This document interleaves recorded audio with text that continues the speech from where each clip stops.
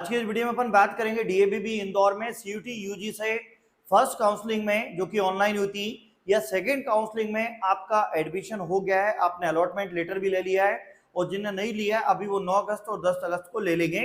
तो एडमिशन लेने के बाद में फीस सबमिट करने के बाद में अब आगे की प्रोसेस क्या होगी, आगे क्या करना है। तो देखिए, आपने सीयूटी यूजी के माध्यम से डीएवीबी इंदौर में एडमिशन ले लिया है या इंदौर के या इंडिया के किसी भी गवर्नमेंट प्राइवेट कॉलेज में एडमिशन ले लिया है, तो मैं आज की इस वीडियो में यही बात करूंगा अब आगे क्या करना है। एडमिशन लेने के टाइम में आपने बहुत मेहनत करी, अब आगे आपको कोई भागा दौड़ नहीं करना है, अब सीधे एक ही काम करना है, अब आपको कॉलेज जाना है। अभी अपन डीएवीबी इंदौर की बात कर रहे हैं, तो डीएवीबी इंदौर में अब आपको सीधे कॉलेज जाना है, आपका एडमिशन हो चुका है। कॉलेज कब जाना है इसका अनाउंसमेंट बहुत ही जल्दी आपको यहाँ पे डीएवीबी इंदौर की ऑफिशियल वेबसाइट पे टाइम टेबल आ जाएगा। साथ में आपको यहाँ पे ये सिलेबस भी आ जाएगा कि आपके सब्जेक्ट कितने हैं, कौन से सब्जेक्ट पढ़ना है, क्या करना है। तो मैं आपको एक बात सजेशन देना चाहूंगा, एक बात कहना चाहूंगा कि जब भी आप 12th में पढ़ते थे तो आपके स्कूल के टीचर ने और कोचिंग के टीचर ने आपको एक बात बोली थी कि बेटा 12th में पढ़ लो, आगे कॉलेज में ज्यादा नहीं पढ़ना पड़ता है। ऐसा बिल्कुल भी नहीं है, कॉलेज में भी ज्यादा पढ़ना पड़ता है। फर्स्ट ईयर में जब बच्चे आते हैं तो कई बच्चे ऐसे होते हैं जो बहुत हवा में उड़ते हैं, उनको लगने लगता है पता नहीं कि हम स्वर्ग में आ गए, हमने क्या कर लिया क्या नहीं करा। और आप देखेंगे कि जैसे मैं भी पढ़ता था तो हमारे साथ में 60 बच्चे थे, फर्स्ट ईयर में सिर्फ 6 बच्चे पास हुए थे। तो आप जिस भी डिपार्टमेंट में आपने एडमिशन ले लिया, जो भी प्रोग्राम आपको मिल गया है, तो वहां पे हवा में नहीं उड़िएगा, मस्ती नहीं करिएगा, कॉन्सेंट्रेट के साथ लेक्चर अटेंड करें, अटेंडेंस का विशेष ध्यान रखिएगा। और ऐसे हमारे कई विद्यार्थी हैं जो गवर्नमेंट जॉब की तैयारी करना चाहते हैं, गवर्नमेंट जॉब की प्रिपरेशन करना चाहते हैं, तो उन लोगों के लिए मैं सजेशन देना चाहूंगा कि आप लोग क्या करना, सबसे पहले आपने कॉलेज ले लिया, डॉक्यूमेंट वेरिफिकेशन कर लिए, फर्स्ट ईयर में आप गवर्नमेंट जॉब की तैयारी ना करें, फर्स्ट ईयर पूरा कॉलेज पे लगाइए। फर्स्ट ईयर में 2 सेमेस्टर हो जाएंगे आपके, 2 सेम को आप अच्छे से कॉलेज में दीजिए। सेकेंड ईयर से इतना ज्यादा लोड नहीं होता है, आप खुद समझ जाते हैं कैसे पढ़ना है क्या करना है, तो वहां से आपको इतना ज्यादा टेंशन नहीं रहेगा। फर्स्ट ईयर में आप कॉलेज पे ध्यान दीजिए, सेकेंड ईयर से आप अपनी गवर्नमेंट जॉब की तैयारी भी करना चालू कर दीजिएगा। और वहां पे जब आप बच्चे जाएंगे तो आप लोग क्या करना कि वहां पे सबसे पहले टाइम टेबल ले लीजिएगा, कब कौन सा लेक्चर लेना है। दूसरी चीज, हर एक सब्जेक्ट के एक अलग अलग रजिस्टर बना लीजिएगा। एक अच्छे पढ़ने वाले बच्चे के पास एक अच्छे नोट्स होते हैं और अच्छे शिक्षक होते हैं, तो यूनिवर्सिटी के अंदर शिक्षक तो अच्छे हैं ही, आप सभी नोट्स अच्छे बना लीजिएगा। अब कॉलेज में क्या होता है, अभी तक 12th में तुम लोग क्या करते थे कि तुमको रेडीमेड नोट्स मिल जाते थे, कोचिंग के बुक्स मिल जाती थी कोई एक राइटर की, और आपको पता होता था पूरा मेरे को इसी बुक से पढ़ना है। पर यह कॉलेज में क्या होता है कि आज कल ऐसा होता है कि आपका जो सिलेबस है, कुछ ऐसा सिलेबस एक बुक में नहीं मिल पाता, कुछ सिलेबस दूसरी बुक से मिलता है, कुछ तीसरी बुक से मिलता है, कुछ अलग से मिलता है। तो कुछ आपको यूट्यूब का सहारा लेना पड़ेगा, कुछ चैट जीपीटी का एआई का सहारा लेना पड़ेगा, कुछ बुक्स लेना पड़ेगी। वहाँ इंदौर जब आप डीएवीबी में जाओगे पढ़ने या किसी भी गवर्नमेंट यूनिवर्सिटी में आईआईटी कॉलेज में भी जाओगे तो आपको वहाँ पे प्रोफेसर मना करेंगे बेटा गाइड से मत पढ़ना। पर आपको मैं सजेशन दूंगा, आप क्या करना, जब आपने एडमिशन ले लिया तो इंदौर में अगर आप हैं तो डीएवीबी के अंदर अगर आपने एडमिशन लिया है तो पहले अपने सब्जेक्ट लिख लेना, और उनकी गाइड मिल जाती है जो कि खजूर बाजार में मिल जाएगी। इंदौर में या हर जगह एक शहर में एक बुक मार्केट होता है, वहां पे जाके आपको मिल जाएगी। बुक्स ले लीजिएगा, आप वहां से गाइड ले लीजिएगा, और कुछ क्वेश्चन जो गाइड से अच्छे लगे गाइड से करिए, कुछ क्वेश्चन जो आपको नोट से अच्छे लगे नोट से करिएगा, हवा में उड़ना नहीं है।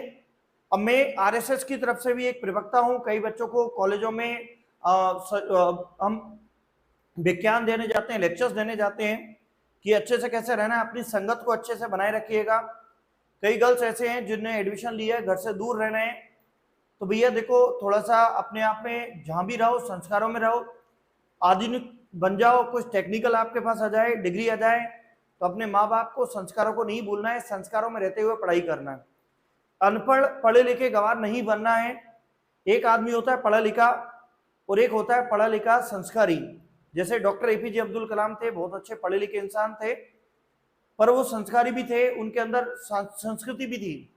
तो इसी चीज को अपन को लेके चलना है, आगे बढ़ना है। आपका एडमिशन हो गया है, एडमिशन के बाद में कुछ प्रोसेस नहीं करना है, सीधे कॉलेज जाना है। कॉलेज कब ओपन होंगे ये क्वेश्चन बार बार उठता है, तो कॉलेज जो है वो इसी अगस्त के एंडिंग में स्टार्ट हो जाएंगे। जिन बच्चों का आज संडे 9 अगस्त के दिन काउंसलिंग चल रही है, ग्रुप डी की काउंसलिंग चल रही है बी फार्मा और एमबीए एचए के लिए, और ग्रुप ई की जो ग्रुप सी की काउंसलिंग कल 10 तारीख को है।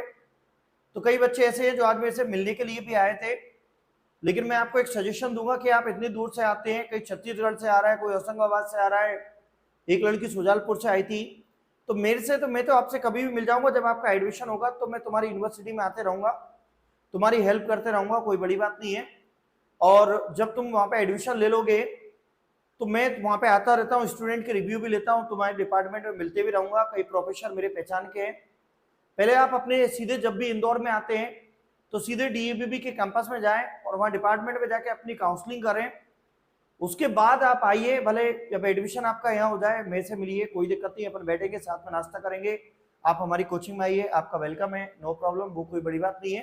लेकिन पहले आप अपनी काउंसलिंग करिए, और जब आपका एडमिशन हो जाए हर एक सब्जेक्ट के अलग अलग रजिस्टर बना लेना, लेक्चर बंक मत करना, लेक्चर वाइज अटेंडेंस लगती है, ठीक है। फर्स्ट ईयर में बच्चे अलग अलग होते हैं, सेकंड ईयर में ग्रुप बन जाते हैं। मेरे को भी अच्छे से याद है, मैं भी कॉलेज में कई कॉलेजों में प्रोफेसर रह चुका हूँ, पढ़ा रहा भी है। फर्स्ट ईयर में बच्चे आते हैं तो अलग अलग घूमते रहते हैं, ग्रुप नहीं बनते हैं। सेकंड ईयर में बच्चे बहुत मस्ती करते रहते हैं, ग्रुप बन जाते हैं, 4 लोगों का अलग, 3 लोगों का अलग। जिस दिन रिजल्ट आता है फर्स्ट सेम का तो बच्चे सेकंड सेम के मिड में आ जाते हैं। तो सेकंड सेम का जब रिजल्ट आता है फर्स्ट सेम का, तो देखिए उस दिन स्थिति क्या होती है, उधर 2-3 लड़कियां गार्डन में जाकर रोती रहती हैं, मैंने बहुत अच्छा पढ़ा था, घर पे क्या बोलूंगी, 12th में तो मेरे 90% थे, अब घर वालों को मैं कैसे बताऊं कि मेरे 3 सब्जेक्ट फेल हो गए। कोई बस में बैठ कर रोते रहता है, कोई गार्डन में जाकर रोते रहता है, कोई इधर जाकर रोते रहता है। तो भाई देखो क्या होता है, आपने 12th में अच्छा स्कोर किया, वो इसलिए करा कि 12th में आपने मेहनत करी थी। एक बार सफल होना एक अलग होता है, जिंदगी में हर बार सफल होना एक अलग होता है। मैंने आपको वीडियो बनाए, एक बार इंफॉर्मेटिव वीडियो बना दिया, आपने देख लिया, पर हर बार इंफॉर्मेशन देना, उसके लिए हर चीज में आप टॉपिक होना चाहिए, वो एक अलग है। तो आपने 12th से फर्स्ट ईयर का कोई लेना देना नहीं है, गोल्ड मेडलिस्ट बनिए। गोल्ड मेडलिस्ट क्या होता है आप जानते हैं, जो यूनिवर्सिटी टॉपर होते हैं उनको गोल्ड मेडलिस्ट बोलते हैं। तो यूनिवर्सिटी टॉपर कैसे बनेंगे आप, यूनिवर्सिटी टॉपर बनने के लिए आपको पूरी यूनिवर्सिटी में हर साल फर्स्ट ईयर के जो रिजल्ट है उसको मेंटेन करके रखना पड़ेगा। लाइब्रेरी जाइए, उन बुक्स को ले लीजिएगा। पहले आप जाएंगे, फर्स्ट डे रहेगा तो फर्स्ट डे का क्या कंडीशन रहेगी, पहले तो आपका ओरिएंटेशन प्रोग्राम होगा जिसमें फ्रेशर पार्टी भी होती है। फ्रेशर पार्टी में रूल्स होते हैं, रैगिंग वैगिंग अब कहीं कुछ नहीं होती है, सब चीजें खत्म हो गई है, रैगिंग वगैरह कोई रोल नहीं होता है। बस ये कि आप टाइम पे कॉलेज जाएं, टाइम पे कॉलेज जाएं। दुनिया में गलत काम हमेशा से हो रहे आ रहे हैं, राम भगवान के जमाने से हो रहे हैं, कृष्ण भगवान के जमाने से गलत काम होते आ रहे हैं। इससे बड़ा गलत काम क्या होगा कि कोई भाई अपने बहन के 8 बच्चों को काट के मार के डाल दे, इससे बड़ा गलत काम क्या होगा, कृष्ण के मामा कंस ने कराई था। तो गलत काम तो भगवानों के जमाने से चले आ रहे हैं। तो अपन को क्या लिखना है, अपन को किसके साथ रहना है, ये चीजों का आप ध्यान रखिएगा। दोस्त कौन होते हैं, जिनकी अकल एक जैसी होती है वो दोस्त होते हैं, जिनकी शकल एक जैसी होती है वो भाई बहन होते हैं। तो भाई दोस्त जो बन जाते हैं, भाई तेरे को भी पानी पूरी पसंद है, मेरे को भी पानी पूरी पसंद है, आ जा तू भी मस्ती खोर है, मैं भी मस्ती खोर हूं, आ जा तू। तो ऐसे लोग रहते हैं, वो दोस्त बन जाते हैं। इस उम्र में आपकी जो उम्र होती है इसमें एनर्जी बहुत होती है और पैसा कम होता है।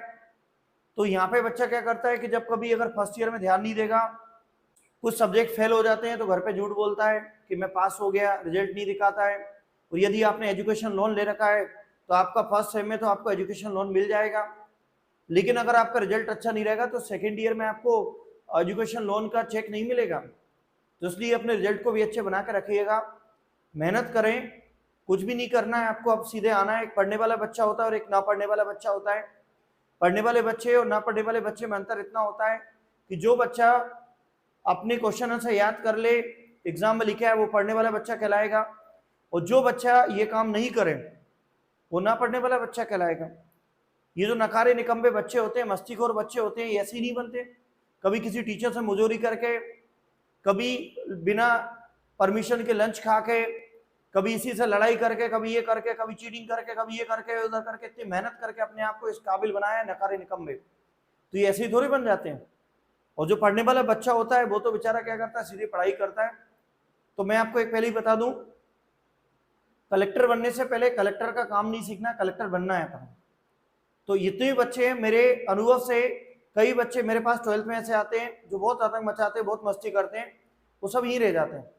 और कुछ बच्चे बेचारे सीधे साधे होते हैं, पढ़ लिख के बड़े बन जाते हैं, तो बहुत तेज हो जाते हैं। तो समय हर किसी का होता है। अभी आपका पढ़ने वाले बच्चों का समय अभी चल रहा है, आप अभी मेहनत इतनी ईमानदारी से करते रहो, सफलता शोर मचाए, अच्छा प्लेसमेंट उठा के ले जाइएगा, प्लेसमेंट आपको काफी अच्छा मिलेगा। कोई भी कंपनी होती है आपको प्लेस अच्छे से करती है। अच्छा, दूसरी चीज एक और मैं सजेशन देना चाहूंगा, कई बच्चे जो होते हैं पारिवारिक समस्याएं रहती हैं, फाइनेंशियल स्थिति अच्छी नहीं होती है, तो वो सोचते हैं कि यार मैं इंदौर में आ तो गया, मैंने एडमिशन ले लिया, एजुकेशन लोन ले लिया, तो अगर आप पार्ट टाइम में जॉब करना चाहते हैं, पैसा कमाना चाहते हैं, तो मैं आपको एक सजेशन दूंगा। आपको पार्ट टाइम जॉब करना है तो कोई मेडिकल पे जाकर जॉब मत करने लगना, कोई साड़ी की दुकान पे जाकर जॉब मत करने लगना। बड़े बड़े शहरों में एक होम ट्यूशन चलती है। होम ट्यूशन मतलब जो बड़े बड़े बिजनेसमैन होते हैं, गवर्नमेंट अधिकारी होते हैं, अपने बच्चों को, नन्हे मुन्ने बच्चों को पढ़ाने के लिए टीचर्स बुलाते हैं। और बहुरुआ के आसपास तो बहुत सारे हैं, नौलक्खा पे पूरा गवर्नमेंट अधिकारी भरे पड़े हुए, जज वज सब वही रहते हैं, बड़े बड़े पुलिस अधिकारी सब वही रहते हैं। तो आप क्या करेंगे, ऑनलाइन सर्च करिए होम ट्यूशन इन इंदौर। तो कई ऐसे लोग होते हैं जो ऑनलाइन होम ट्यूशन प्रोवाइड करते हैं। तो आप 1-2 लेक्चर्स ट्यूशन पढ़ाने लगेंगे, तो एक लेक्चर का आपको करीबन 5,000-6,000 रुपये मिल जाता है। 2 लेक्चर पढ़ाएंगे 10,000 रुपये महीना मिल जाएगा। तो आप अपना जेब खर्चा खुद निकालेंगे। इसके बाद आप साथ में अपनी पढ़ाई भी करते रहें, अपनी जॉब आप कोचिंग करिए, 2 घंटे पढ़ाने जाएंगे, कोई बड़ी बात नहीं होती है इसमें। साथ में आप किसी अधिकारी के यहाँ पढ़ाने जाओगे तो अधिकारी से पहचान भी होगी। जब अधिकारी के यहाँ पढ़ाने जाते हो तो बच्चे जो बाहर से आते हैं उनको खाने पीने की समस्या तो रहती है, तो वहाँ पे आप लोग क्या करेंगे कि वहाँ चाय पानी नाश्ता मिलता है, तो एक अपने को डेली डेली वो भी बड़ा अच्छा लगता है। तो थोड़ा सा क्या होता है, मैं भी बाहर से पढ़ने के लिए आया था, शिवपुरी जिले का मैं प्रॉपर हूँ, और इंदौर से जब यहाँ पढ़ने आया था तो मैं भी पहले होम ट्यूशन पढ़ाता था 2003 के ज़माने में।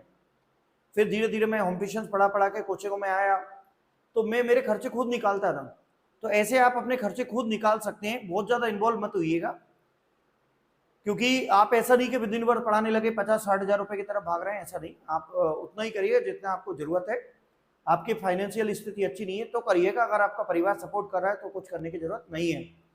ये जो वीडियो था इसके अंदर में कोई पर्पस नहीं था बनाने का, पर आज आप लोगों से बात करना था, मिलना था, इसलिए मैंने एक टॉपिक उठाया कि यार बच्चों को, कई बच्चे जो होते हैं उनको बड़ा हेल्प कर देता है ऐसे। आपको कोई भी इंदौर शहर में दिक्कत आती है, कोई भी प्रॉब्लम आती है, आप मुझे कांटेक्ट करें, मैं आपकी हेल्प करूंगा। दूसरी चीज, आप यहाँ पे जब पढ़ रहे हैं, एडमिशन ले रहे हैं, तो अभी प्ले स्टोर पे हम लोगों का मोबाइल एप्लीकेशन है टॉपर्स पॉइंट इंदौर के नाम से, आप उसको डाउनलोड कर लीजिएगा। उसमें मैं आपको क्या सिलेबस है, मैं खुद आपको उसमें पढ़ाऊंगा, तो ये सब चीज़ें आपको यहाँ मिल जाएगी। उम्मीद करते हैं कि हमारी जो सजेशन है आपको कहीं ना कहीं हेल्प करेगी। अंतिम शब्दों में एक ही चीज़ कहना चाहूँगा कि कॉलेज में आके हवा में मत उड़िएगा। गर्ल्स हैं तो अपने संस्कारों में रहिएगा, बॉयज़ हैं तो अपने माता पिता को देखते हुए मेहनत करिएगा कि आगे आपको कुछ करना है। ये जितने भी आपके दोस्त बन जाते हैं कोई काम के नहीं है, ठीक है। सिर्फ और सिर्फ पढ़ाई पे फोकस कीजिएगा। अपने रूम ले रहे हैं तो रूम, हॉस्टल है तो हॉस्टल, हॉस्टल कॉलेज, ये चीज़ करिएगा। कॉलेज कोचिंग ज्वाइन करना है तो पहले 1-2 महीने आप आराम से यूनिवर्सिटी में पढ़ाई करें और फर्स्ट डे से ही कॉलेज जाना चालू करें। प्रोफेसर से जुड़े रहें, जो भी आपके सीनियर हैं, अच्छे सीनियरों से आप पहले ही वहाँ से जाकर उनसे बात करें, उनसे नोट्स लें। सीनियर आपकी बहुत हेल्प करेंगे, उनसे साथ में आप एक फ्रेंडशिप वाला व्यवहार रखिएगा। ऐसा नहीं कि उठ पटांग लोगों से मिल लिए, नहीं, ऐसा चीज़ें नहीं। और आप अच्छा पढ़ाई करें और ऑटोमेटिकली सब कुछ अच्छा हो जाएगा। उम्मीद करते हैं आपका एडमिशन हो गया होगा, जिसके लिए आपको बहुत बहुत बधाई है। कोई भी दिक्कत, कोई भी क्वेरी, कुछ भी क्वेश्चन, कमेंट सेक्शन जरूर बताइएगा। अगर आपका एडमिशन में हमने कुछ हेल्प की है तो नीचे थैंक यू जरूर लिखिएगा। जय हिंद, जय भारत।